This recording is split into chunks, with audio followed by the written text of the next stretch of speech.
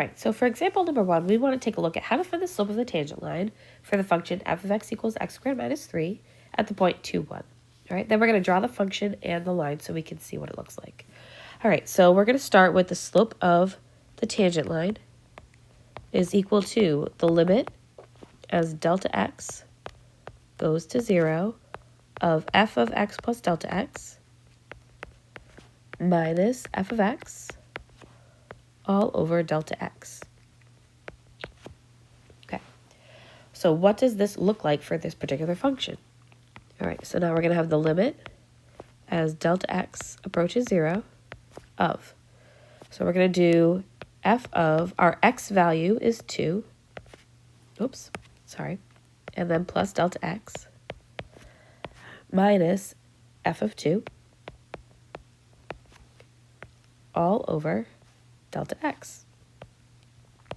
Keep in mind, f of x is x squared minus 3.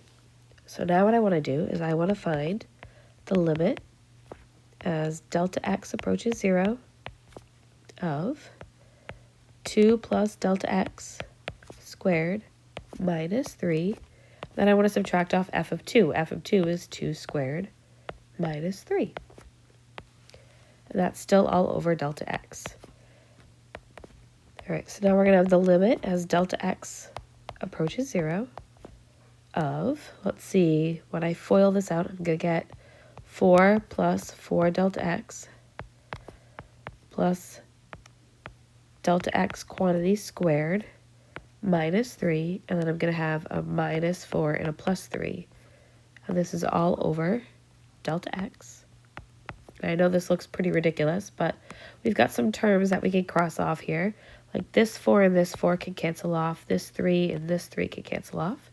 And now if you look at what remains, this term, and this, they're all divisible by delta x. So I'm going to reduce that out, which means I am removing the discontinuity when delta x approaches 0.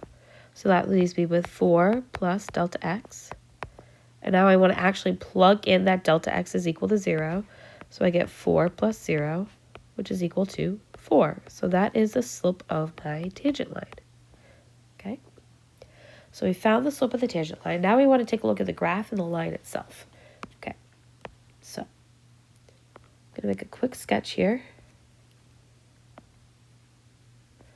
X squared minus 3 is a parabola. Shifted down 3 units. So here's 1, 2, 3. Parabola opening up. Okay, I'm making just a rough sketch here. I should be a little bit more accurate, but you guys kind of catch my drift. All right, and then we've got the point when x is 2, y is 1. So that coordinate point would be right about here, 2, 1. What we're saying is the slope of this tangent line right here, that slope is 4. Okay, so that is going up 4 over 1. All right, and that's our tangent line. Okay, so that's how we use this limit definition to find the slope of a tangent line. And this is visually what it was going to look like.